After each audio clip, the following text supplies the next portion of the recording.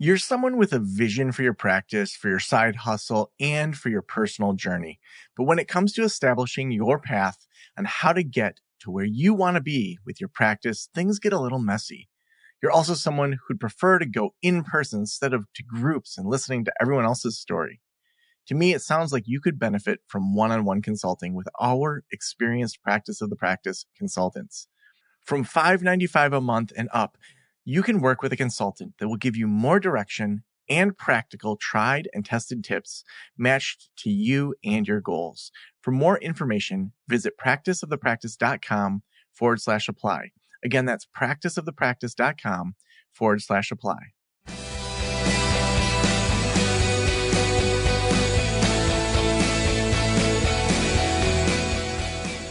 This is the Practice of the Practice podcast with Joe Sanok, session number 1117.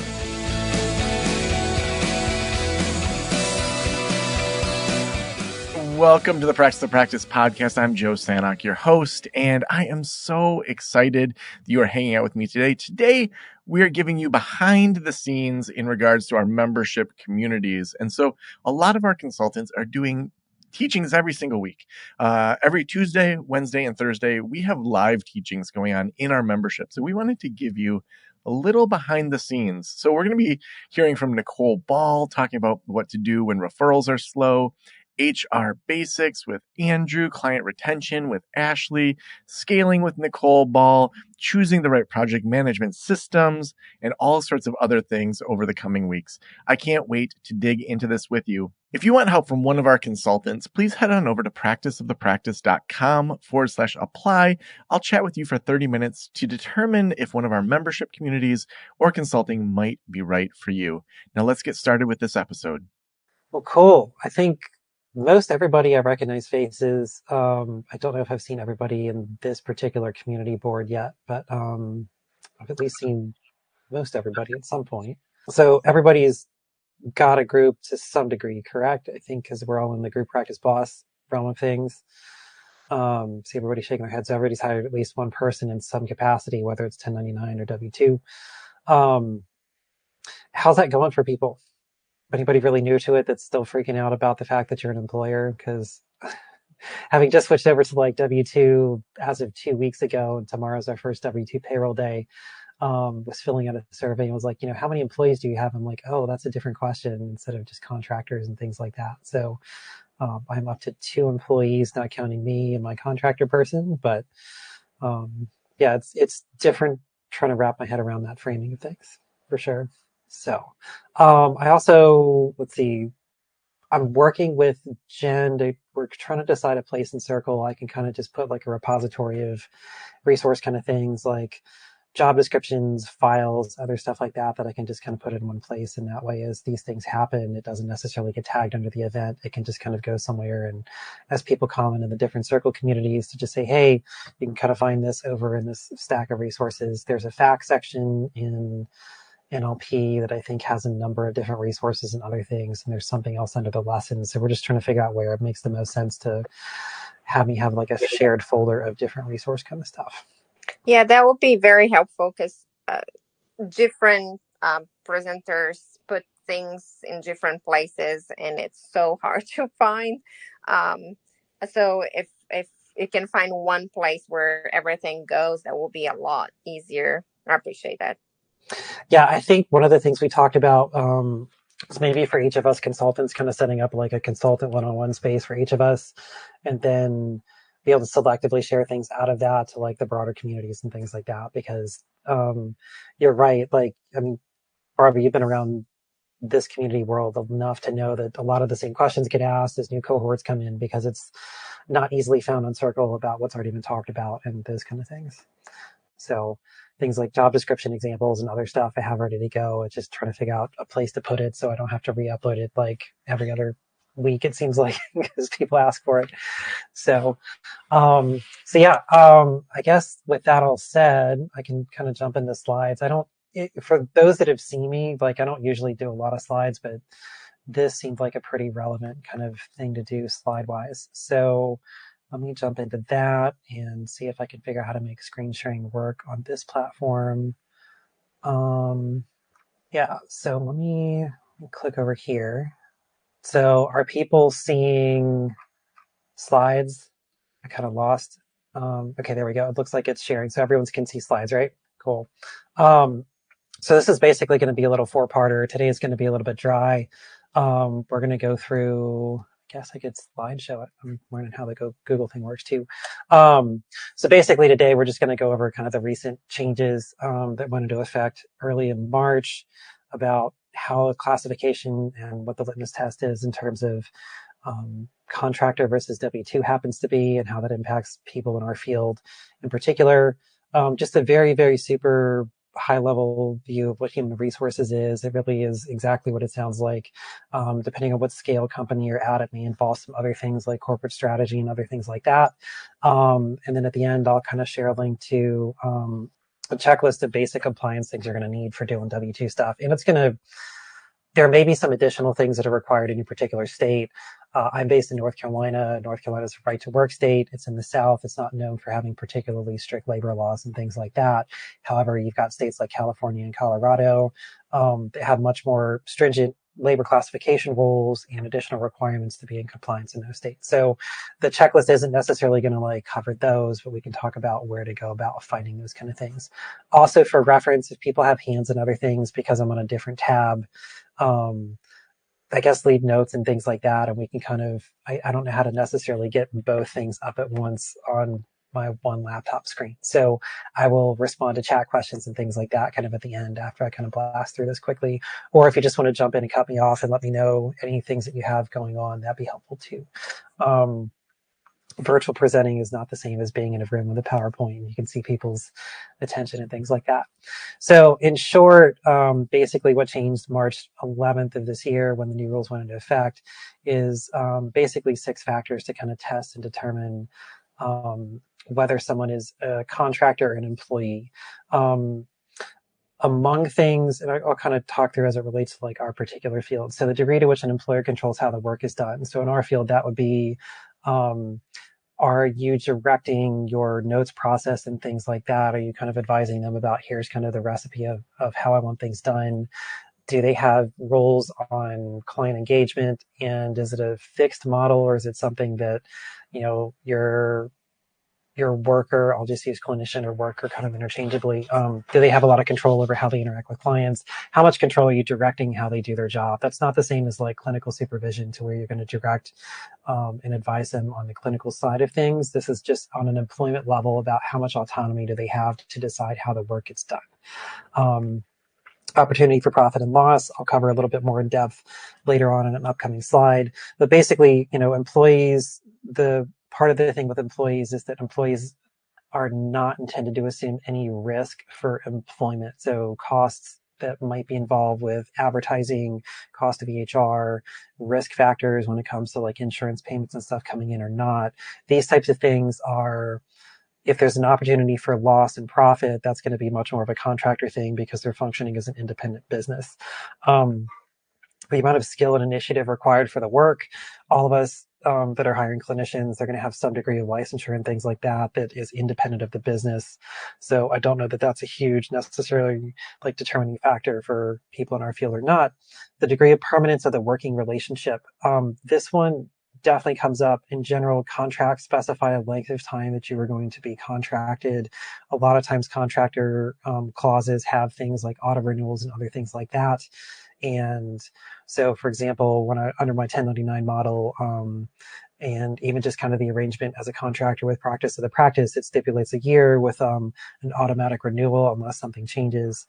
And there's discussions around how much length of time you would need to give notice under exiting without cause, and cause being something that you did something that would violate the contract enough to be able to terminate things immediately.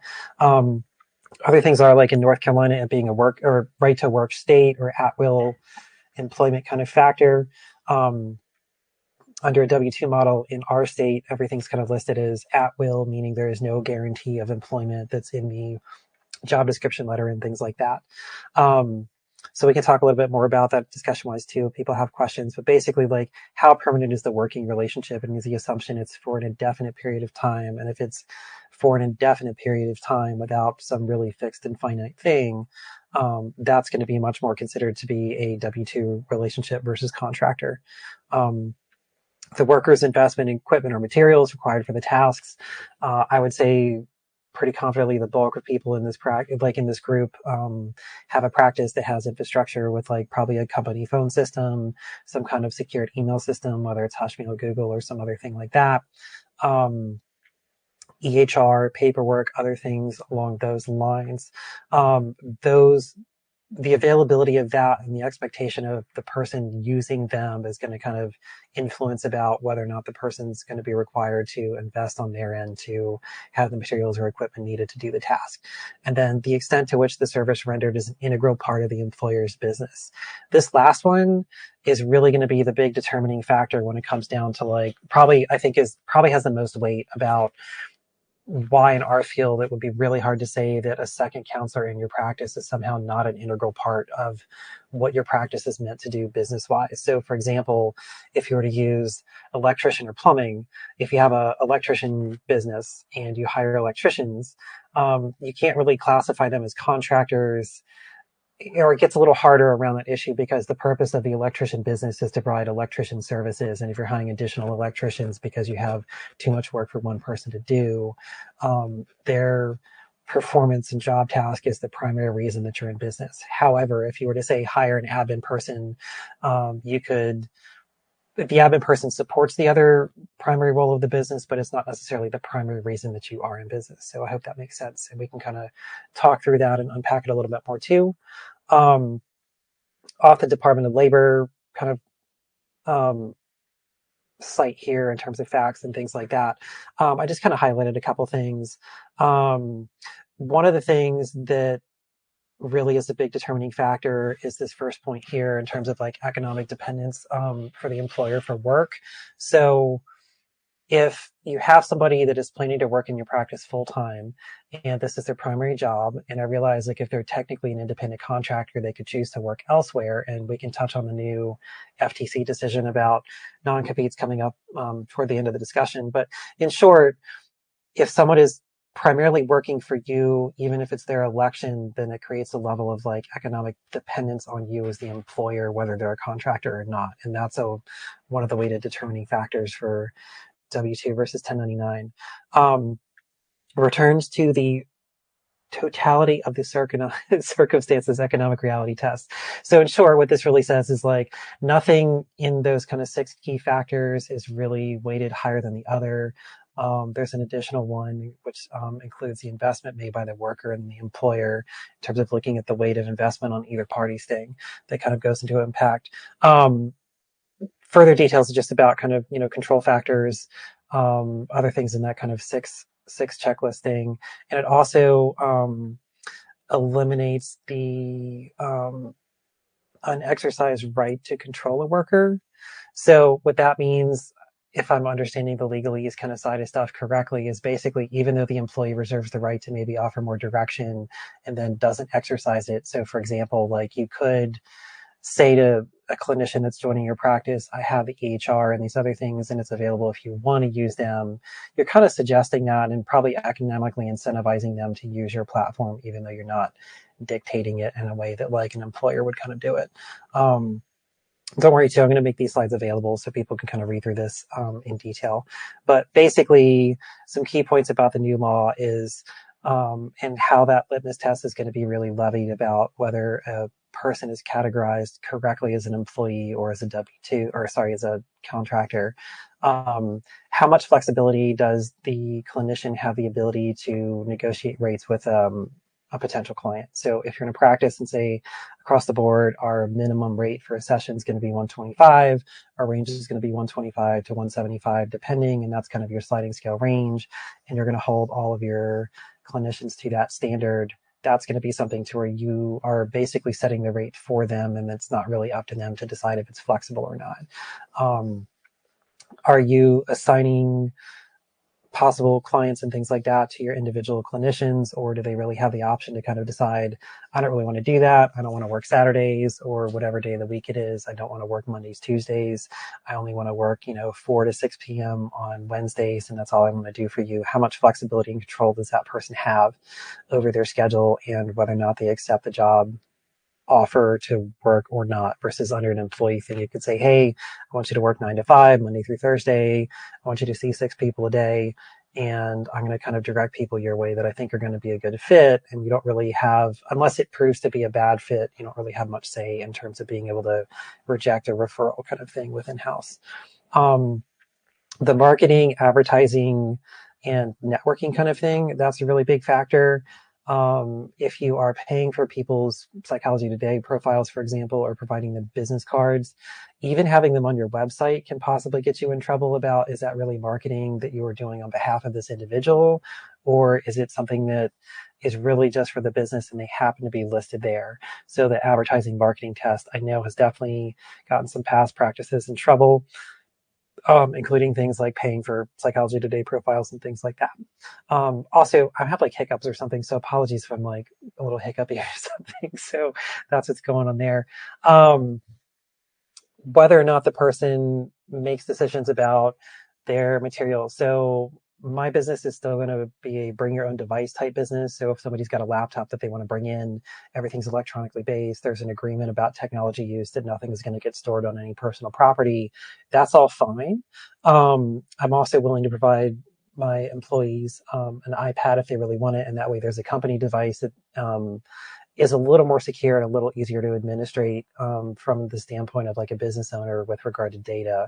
So how much of that are you allowing the employee to kind of bring in, or how much are you really providing on their behalf? All my employees enjoy like a fully furnished office that's ready to go. It has everything in it. The whether or not the worker makes decision to rent space, this is one of those things under a 1099 model. And even with my quarter time contractor, they are still going to basically rent Friday time in the office for when they use it. And previously, up until this paycheck, everybody else basically kind of rented space from the business for the time that they were in the office doing hybrid work. Here's a link here. You can go through and really dig in details. This is a huge, big breakdown of all the things I kind of just superficially covered in detail.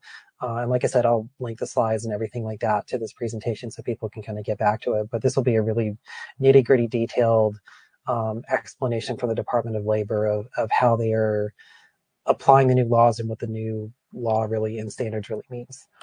So kind of jumping over, well, let me pause for a second before I jump into the next thing and then see where people are at for questions. I know that was a lot of details. Does anybody have any questions about Department of Labor laws and stuff? It's really dry. Half of HR is going to be really dry, just so you know.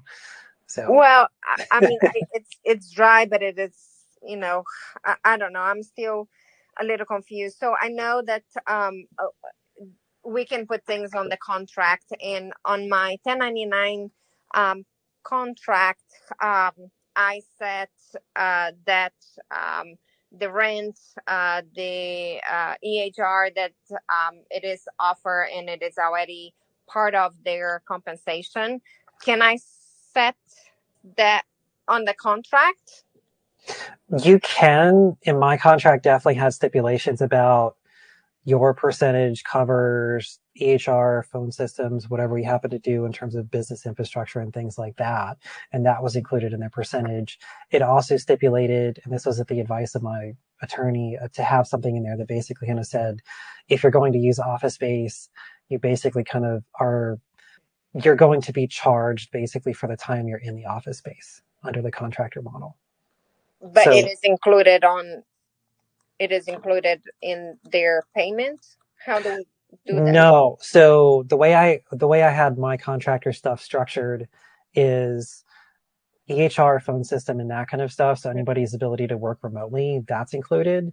Okay. I decided after getting advised about the advertising kind of ability to come back and kind of bite you and get you in trouble in terms of classification, I changed from just paying for contractors like their Psychology Today profile to basically saying, if you're below, I think it was 12 or 15 or something like below 15, you get a $30 a month stipend toward directories if you want to use it that way. But it was just a stipend. And then above 15, they got $60. And then in terms of office space, basically people would block out either the AM or the PM kind of block. So half a day, and then basically would pay, I think it was one of my offices was $15 per half day, I think is how it was structured. Okay. So just very symbolic. Yeah, what you'll kind of notice is like to really do the 1099 thing right, you have to do all of this stuff that is maybe a little more than symbolic, but certainly has to show to somebody from an outside viewpoint that someone could be in the office space. Let's say all of their appointments cancel that day. That establishes that they have paid for the office space, plan to be there, and they're going to experience a loss because they're not getting paid for the time to sit there in an empty office as a contractor, and they're also not. They're losing money because they paid to rent space that they're not actually using. Does that make sense? Yeah. And then just the piggyback on that question is like, if I put it that it is included on their rate, the EHR, if I tell them that, for example, that they have to use the CTP codes, such and such, and they refuse to do that, are they in their right to refuse? How they going to bill, or is that like a practice policy, or That's an excellent question. And I'm smiling because this kind of ties into like a conversation we were having among group practice owners locally a couple of weeks ago about mixing type provider types within a business. And that's a whole other conversation. And state laws are very, very, very different depending on which state you're in. But in short, your question would, so to super quickly recap the discussion, in North Carolina, you have basically, I can't remember the entity that sets business standards, but basically Secretary of State. So for most medical practices, most professions, you have to have a PLLC, which is vastly limited in scope to just counseling, social work, marriage and family, doctor, CPA, stuff like that. And that is the business law side of things. And you also have the North Carolina Medical Board side of things, which is separate. And under the medical board specifications, the limit of who can be in your practice as a practice owner is someone in the practice that is considered an owner, even if it's figurative with like a 1% symbolic ownership stake on the PLLC articles of incorporation. Someone that is able to someone has to be in your PLLC that can supervise any licenses there per the medical board. And the question you're asking to me is much more in that what is correct in terms of medical billing. Because if you submit the wrong CPT code to the insurance and it doesn't match the service, that's fraud. Okay. So there's a legal implication there that's dictated by like the medical side of things. It has nothing to do with HR. So they would have to, and I had things in my contract that basically says something to the effect of you are responsible for accurately like documenting and coding and billing what you are doing. Okay. With the understanding that if it's found fraudulent or you're in the wrong, that you have to recover, like, I'm going to recover the money from you. Okay. Thank you. That's helpful. Thank you. So it's required because it's legally binding that they have to do that per the medical board and CPT codes and other things and practice and insurance, etc. Not so much because it's necessarily a contract law thing with employment. Okay. So they can bill whatever they want. And I just have to kind of you have to trust they're doing it the right way. Okay. Yes. And part of how you can do that if you're going to stick with a contractor model is, again, the back and forth kind of thing. So one of the ways in which W-2 is actually more efficient is like I have people running a time clock now, and I don't necessarily have to have them submit a timesheet for all of their billing with regard to like insurance services, whereas under a contractor model, they really need to invoice you for everything. Okay. Thank you. Yeah. So any other quick questions about that before I jump into like the next section, which is going to kind of superficially talk about what AHR is and how we're all doing this, whether or not we realize it.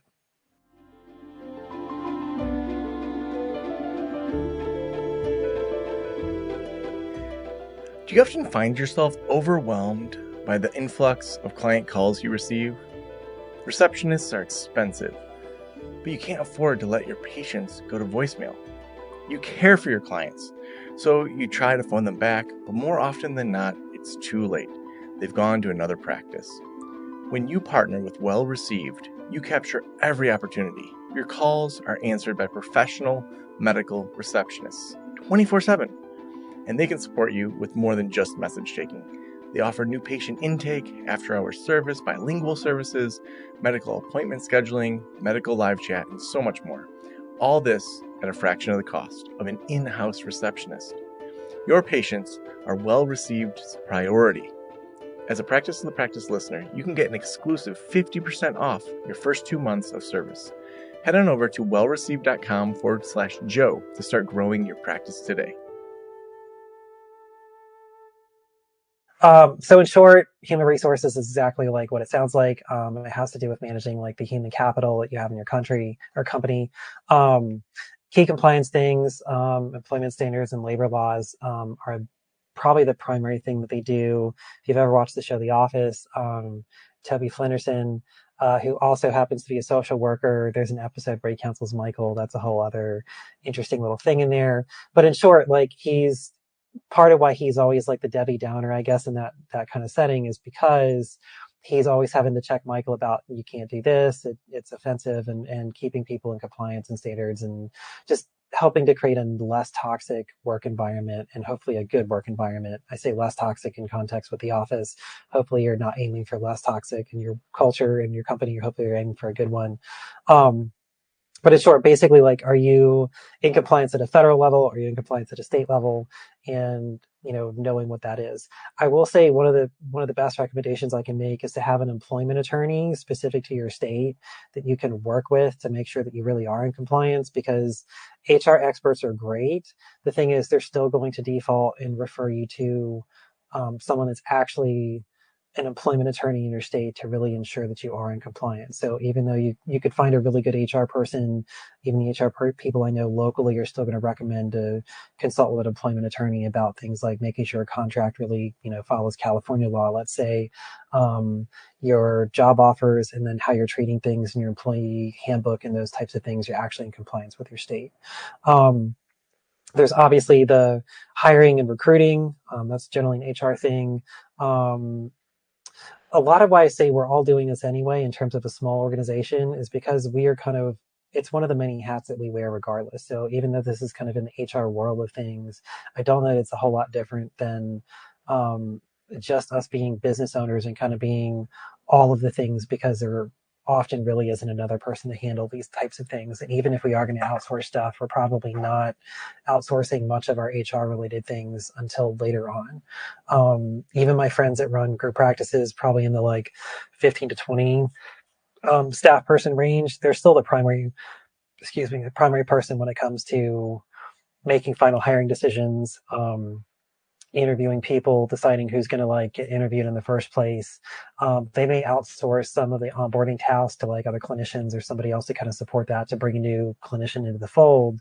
There's probably going to be somebody doing the offboarding things, like checking to make sure that, if they have company property like an iPad or other things, that's, returned, logins and stuff are disabled, those types of things. Your HR is going to kind of do basic management of staff. And so that's going to be your staff meeting kind of check-in kind of things. That's an HR related, certainly within the HR world. Administration of benefits and payroll is probably the other big area to where we do HR stuff and don't necessarily think of it or assume it's HR, but that would be a very clearly, distinctly HR type role. And then the last is keeping employee records. Your necessary employee records is going to vary a little bit based on what state you're in and what individual state requirements there are, but the basic verification that the person has the ability to work as an employee in the United States, so some form of driver's license or ID card to kind of verify their status and right to work in the state.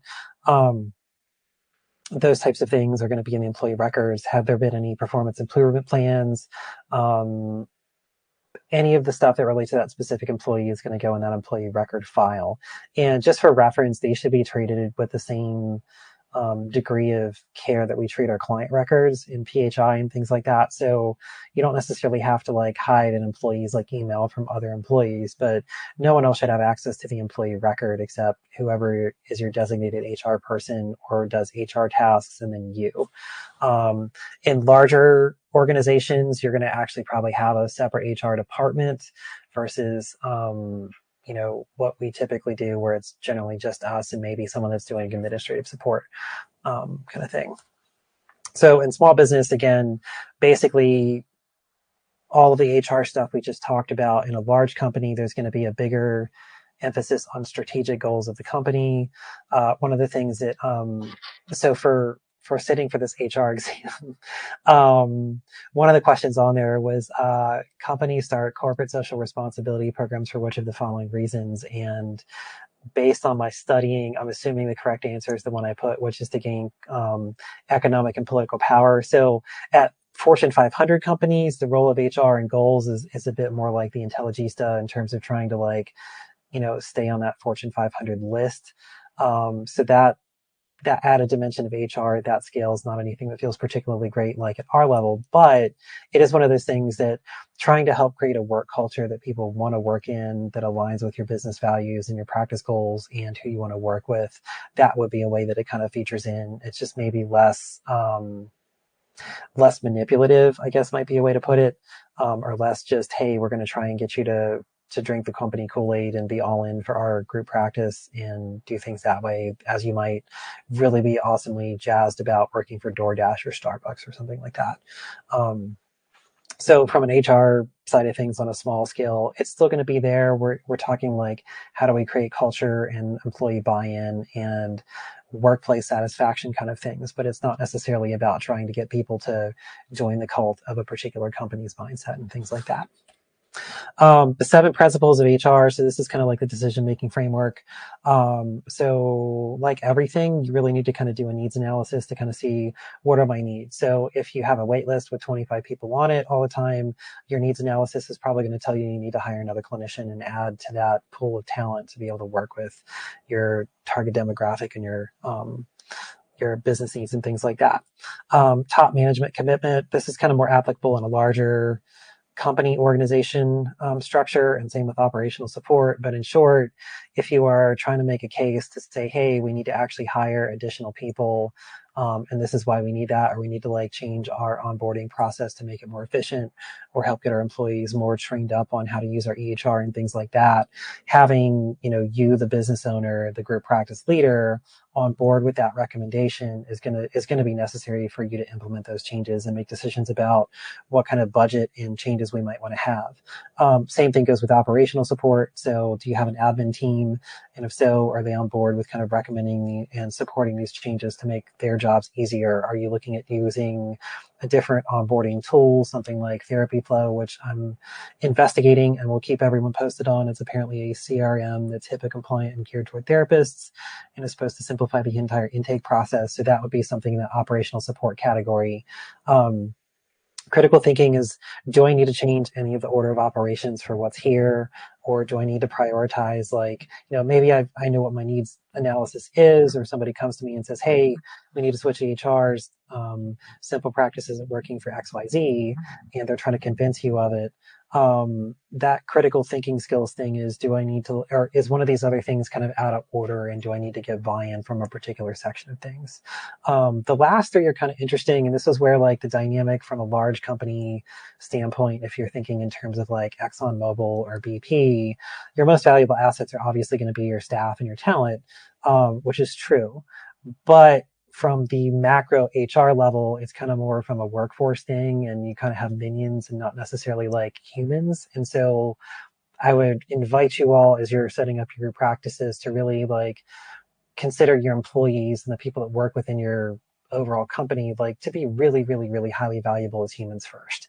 And they have talent and skills, but to really take that angle of things, that I think is much more in line with therapist values versus corporate America values.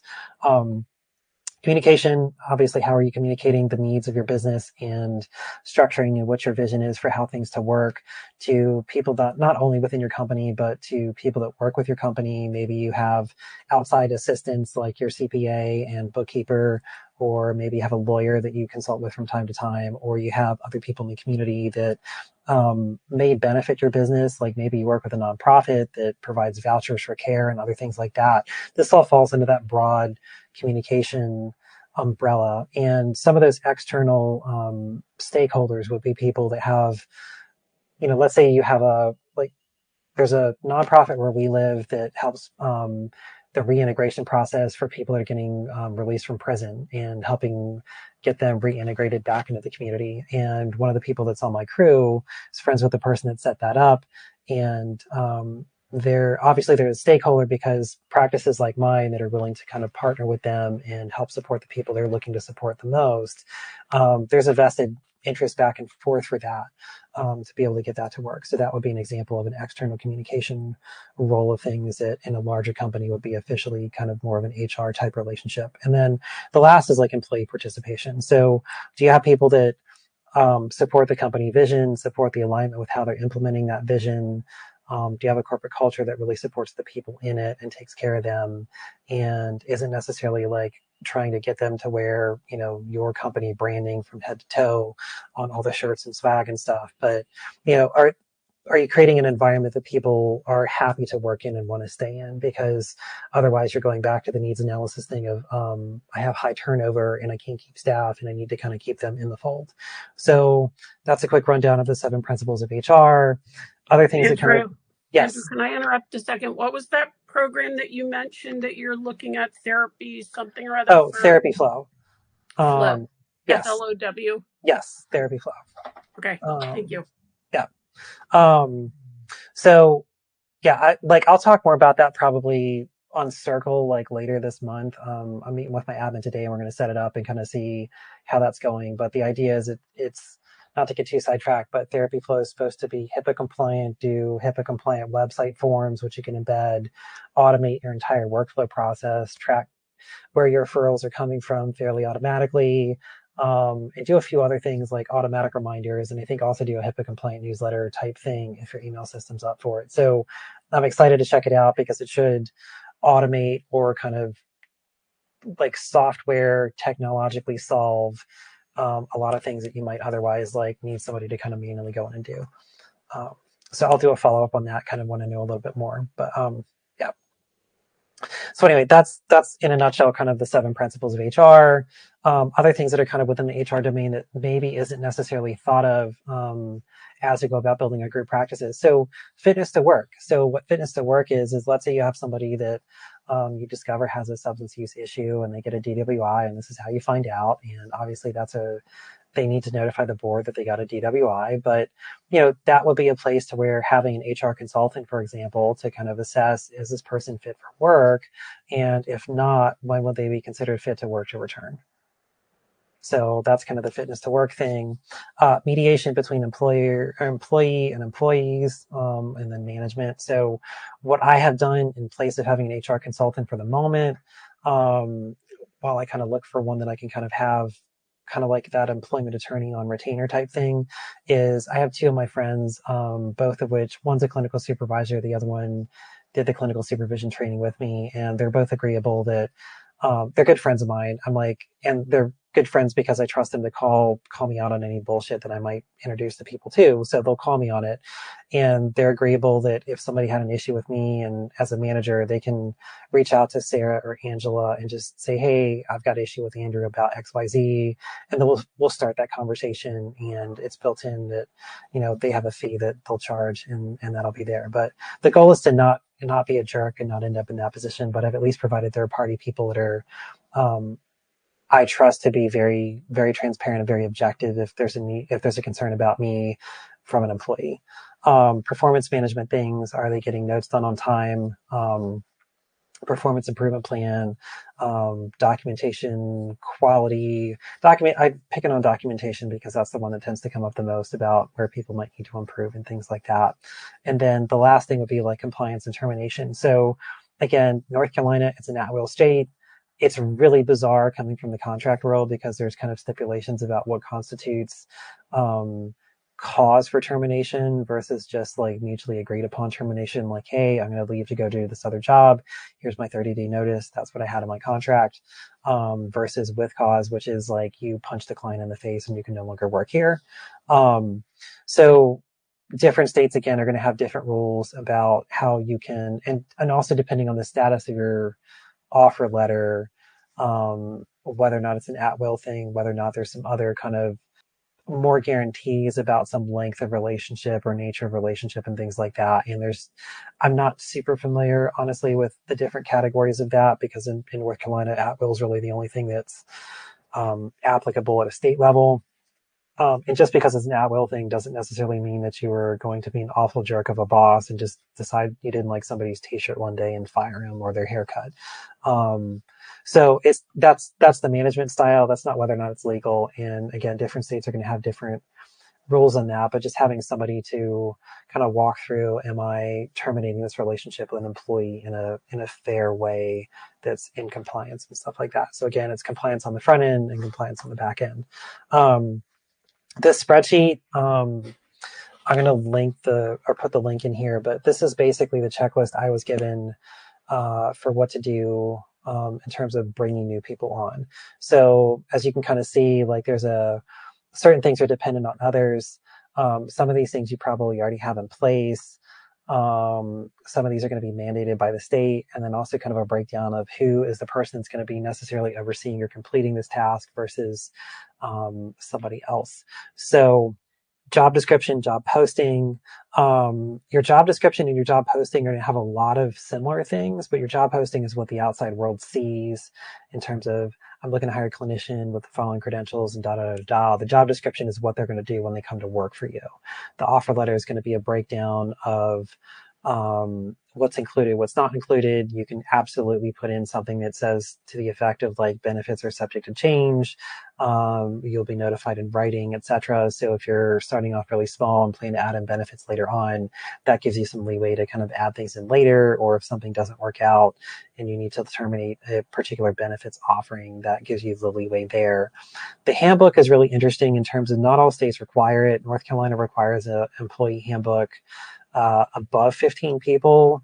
It would be best to have an employee handbook, and how the employee handbook differs versus an operations handbook is your standard operating procedures are how the kitchen works, and the employee handbook is what the relationship is to work in the kitchen. So the employee handbook is really strictly like things like benefits, how your time off policy works, what constitutes fitness to work, is there a dress code, rules around using the office per se, those kind of things. That's going to be the employee handbook side of things. How to use your EHR and what the workflow is for when a client contacts the business to ask about scheduling and what happens there. That's going to be more in that standard operating procedure. PEO. So in terms of business, and benefits. PEO is a professional employment organization, if I remember my acronyms correctly. And essentially what that is it's a way for small businesses to pull with other small businesses into a larger pool of benefits, so that you can basically, let's take 1,000 group practices that have 5 people in them a piece. That creates a pool of 5,000 people if they're all participating in a PEO. And that number of 5,000 people means that you can then get a benefits plan based on that group of 5,000 people. And so I'm not currently working with one. I don't plan on necessarily doing one. Other things that may factor into like PEO, it's really going to be primarily for things like health insurance and doing a group health insurance plan directly through your business. And the minimum number of people required to have a health insurance plan offering is going to vary from state to state. North Carolina, it's a minimum of 50 employees before you're required as an employer to offer that.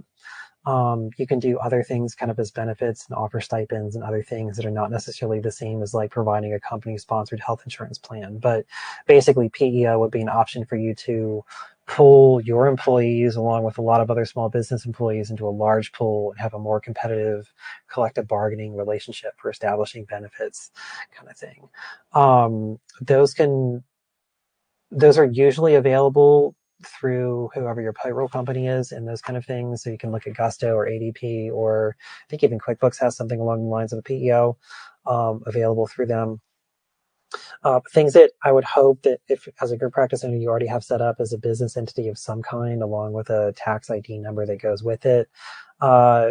Things you will have to do, regardless of state, is have unemployment insurance, which is, I think, 1% of wages, at least in North Carolina, until you start having people that are making claims toward that. But basically, you register with your Department of Employment Services, I think is DES is what it is in North Carolina. I don't know what it's called in other states, but you register with the State Department of Insurance, or sorry, State Department of Employment, to set up unemployment insurance for your employees. Workers' comp policy would be another thing. I know it says yes, technically with free employees. I think that's a North Carolina thing. I would recommend having a workers' comp employee regardless. That's liability against anything happening on site in the role of work performed by an employee. So it's like general liability for your employees in case something happens to the employee, whereas your general liability policy covers stuff that happens to someone that comes in that's a client. So think of it like slip and fall insurance just for your employees and covers them so that you're then not on the hook. You have insurance in case there's an injury at work. Payroll process, benefits accounts if you're doing a benefits kind of thing. I-9 employment verification, that is a specific thing that you have to do within 72 hours and verify that the person you're hiring is eligible to work as an employee in the United States. And you have to physically verify their ID. So acceptable forms of ID would be like a passport or driver's license. There's some additional ones in there, but the employee completes a form and then you complete the form to say that, yes, I verify this person's identity and things like that. If you've ever worked a job or remember the last time you went to go work at a company when they ask for like a copy of a driver's license and social security card, that's what that is. It's for the I-9 verification. I think there is a way to e-verify things, but I don't know if it's necessarily limited to 25 or more.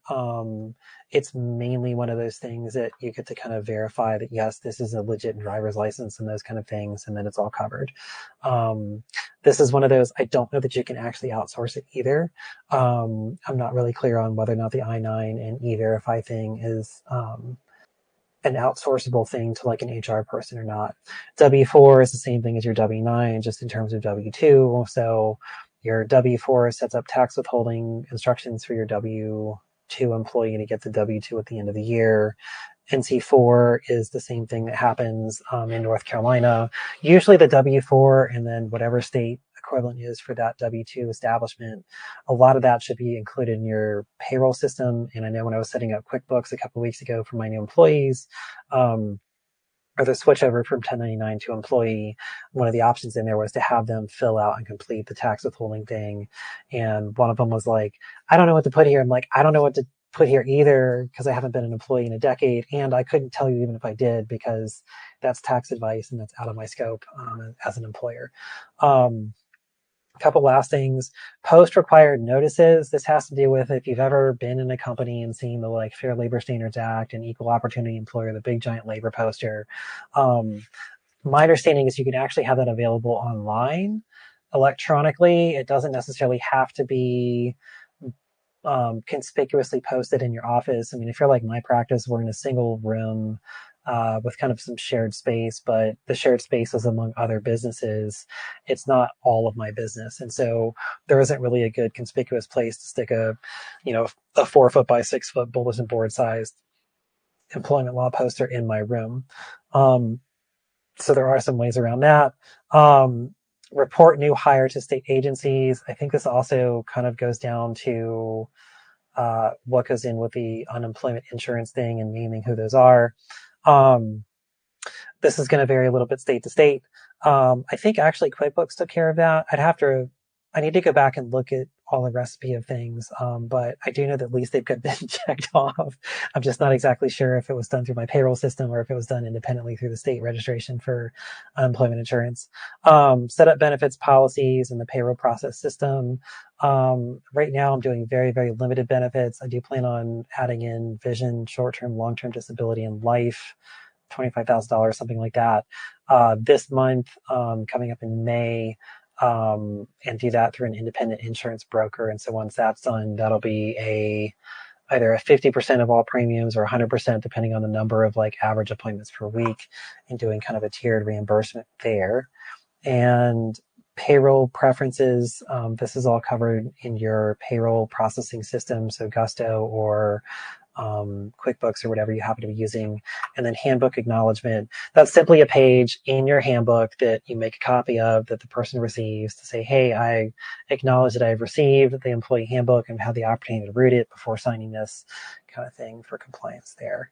So, and again, that's going to be required if you're required to have an employee handbook, not necessarily otherwise. So with that, I'm going to stop rambling and lecturing and talking, and then we have probably about 9-10 minutes for people to ask questions. I know that's a lot. I'm sure my brain hurts from going through all that because it's really dry. Yeah, just a side note, I tried to watch you on old videos on a speed 1.5. It did not work out. No, I talk really fast, and even doing this, trying to cram everything, I'm talking probably a little faster than I usually do. There's an author named, I guess, Johan Hari or whatever. He wrote Chasing the Scream, and a couple other really good books. But similar kind of thing. I usually listen to audiobooks like 1.2 to 1.5, and I had to put his almost a little slower because he talks at a pace like I do, plus an accent. So sorry for talking fast. Anybody have any big sticky questions about how to do this, or feel stuck on compliance side of things for switching over to W-2 if you are planning to do so or planning to start with W-2? I guess I have a question. I have 4 1099s, which I'm very comfortable with. And I hired a W-2, and I felt like I had to scramble to get everything else set up for her. But the other 1099s are completely adamant that they do not want to be W-2 employees. And I'm just kind of stuck. So one of the things that I didn't spend a lot of time on, but is in the kind of highlights of things, you can't opt to be W-2, or you can't opt to be 1099 because you want to. I have heard that. So it's not whether or not they want to stay 1099. If by going through the checklist of do they meet requirements for classification as W-2, then basically the offer is you can switch to W-2 because that's what the Department of Labor, the IRS, and then our state laws are going to require us to do, or you're going to have to find another place to work. It's like I've worked so hard to build this practice. It just feels like such a bad place to be, I guess. And I'm in Michigan, which is very 1099 friendly. Mm-hmm. So most of the new, I'm hiring right now, none of these therapists even get it. When I'm like, oh, we really can't hire 1099 anymore. They're like, what? Lots of places are hiring 1099. It's just, I'm wondering, I don't know how. I don't know. I guess it just comes down to risk management then, right? How much risk I'm willing to take to keep my employee or my contractors. Yeah, I mean, so on your end, the risk concern is if the IRS realizes you've misclassified employees, and there's a form that someone can fill out to say, IRS, can you evaluate am I an employee or not? The risk to you is if you have misclassified people as employees, and however long that goes back, you're going to be on the hook basically to pay all their back taxes for however since when they started, basically, as well as whatever fines and other things like that. By the way, North Carolina was all 1099 up until about mid last year. And then that was when everybody kind of switched over. And part of what came with that was people seeking work were now expecting employee-based versus 1099-based too. There's very little people looking for contract work anymore, unless it's I'm a full-time school teacher and just looking to do 5 things on the side. Would the 1099 contractor have to fill it out an application and send to the IRS saying, I've been treated like an employee, or the IRS just audits automatically when we file taxes? It could be either one. I'm looking at the form right now. Somewhere down on this thing is a form number, and I'll drop it in the chat. But basically, if someone's concerned about being misclassified, they can kind of start here, and then there's a form on there. Also, for reference, like I worked a job in California that I very much knew I was misclassified, and then basically walked into my like boss. This was one of those like we didn't just burn the bridge. I like nuked it because I didn't want to go back. It was an awful arrangement, but was basically kind of like, look, here's what we agreed on per my contract, and then here's the stack of everything for the California Labor Board to show all the ways in which you treated me like an employee, but then didn't pay for my breaks and other things. So what do you want? And this was at like 3 o'clock in the afternoon. I was like, the labor board's on the way home, so just let me know if I'm making a stop after I leave. And they ended up paying something like $6,000 in back taxes for 6 months. So it's some of the risk is like if you're really upset, if you're not that I'm hoping nobody in this community is mistreating their people just as people, but if you did have a disgruntled employee that thought they were being, mistreated as a 1099, then that really opens you up for like misclassification, because somebody's disgruntled or just is really, really kind of realizing like, hey, this is the only place I work. There's a lot of like direction about how I do my job and what's expected, beyond just what's specified in the contract, kind of thing. We'll definitely in the upcoming ones talk about how to have a conversation with 1099s to switch them over to W2. And for what it's worth, all the practice owners here that I'm friends with, I don't know of a single one that's still doing 1099 for anybody that's above basically 5 people a week. So even very limited part-time are all W2 at this point. Everybody had conversations starting about this time last year to switch everybody over to W2. I don't know that, I think probably out of 12 to 15 practice owners I know, and that probably was about 150 clinicians over the whole process. And I'm including my practice in this too. I mean, just done this. They maybe had 2 or 3 people that realized it's not what they wanted. So it's nuanced, and you kind of have to make a conversation. Honestly, like Justina that's in my practice and we're good friends, she's like me, is like fiercely entrepreneurial and independent. But when I kind of brought things up in January, she's like, okay. And I'm like, wait, what? She's like, no, I'm good. I'm like, you said for a year you're going to push back on this. And she's like, no, I got you. It's fine. I'm like, okay. Like, so, having a conversation and just kind of explaining the differences, and we can kind of, we're going to stack up like what ends up being in the 1099 world and things they have to do for them to really be truly contractors and things like that versus W2. And, there's things like my 2 employees are now on my malpractice insurance. So that's the thing they don't have to pay for. You qualify for things like unemployment insurance. It's often generally easier to get financing for all kinds of things, including mortgages and things like that, if you're W2 versus self-employed. There's a lot of reasons why employees are actually better even as an employee. And also some of this conversations around, it doesn't mean I'm changing my management style to then be more of a boss and micromanage you. That's a management style thing. And we're talking like basically tax and labor classification. So these are conversations that are doable, and we'll be talking through how to have those. Andrew, can I just ask that when you have that conversation, one of the rubs in Pennsylvania that has resulted in people coming to work for my practice as 1099s is there are a number of really lucrative therapy mills that really have, from my point of view, taken advantage of master's and doctoral level people by really demanding, 35 sessions a week. As soon as you bump below that, you lose money. And for 35 sessions a week, they were paying them $35 an hour when the actual going fee from, say, an insurance company for a master's level was well over $100.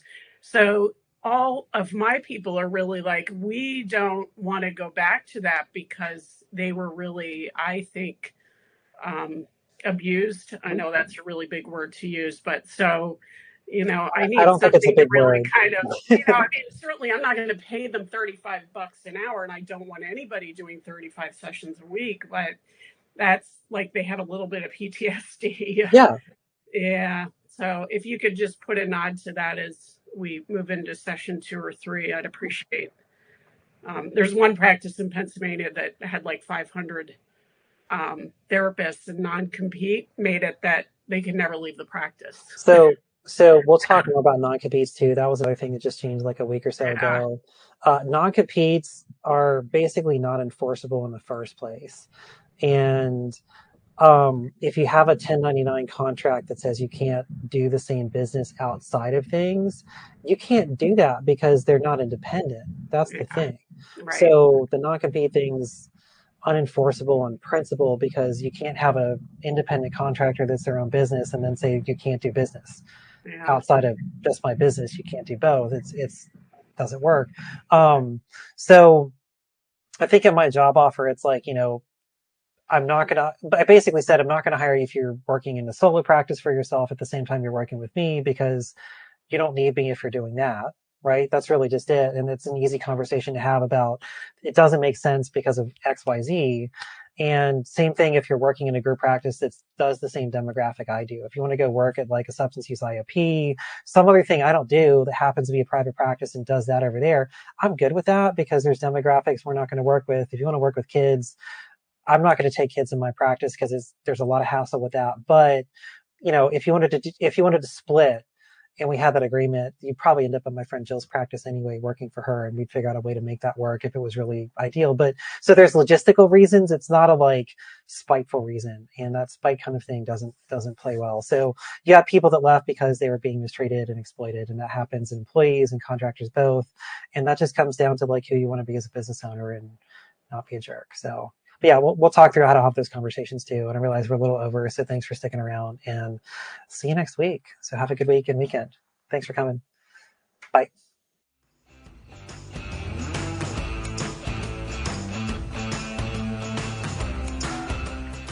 Well, thank you so much for listening to the Practice of the Practice podcast today. These trainings are available in our membership communities. Now, we're going to be opening up our membership communities more than just when we're opening Level Up Week. So if there's one that you are interested in, I would love for you to head on over to practiceofthepractice.com/membership, where there's more details and you can get notifications when those open up. So if you are in solo practice, just getting going, if you are building and sustaining a sustainable solo practice, Next Level Practice is for you. If you are looking to launch a group practice launch is for you. And Group Practice Boss is for all those group practice bosses out there. Our sponsor for today's episode is Well Received. Oftentimes, people are calling through all the phone numbers, and if someone answers the phone, those are the clients that actually get in. If you want help getting every single phone call answered 24/7, you need the support of Well Received. They do new client intakes, after-hours services, bilingual support, and so much more. You can get 50% off your first 3 months over at wellreceived.com/Joe to start growing your practice today. Special thanks to the band Silence is Sexy for that intro music, and this podcast is designed to provide accurate and authoritative information in regard to the subject matter covered. It is given with the understanding that neither the host, the producers, the publishers, or guests are rendering legal, accounting, clinical, or other professional information. If you want a professional, you should find one.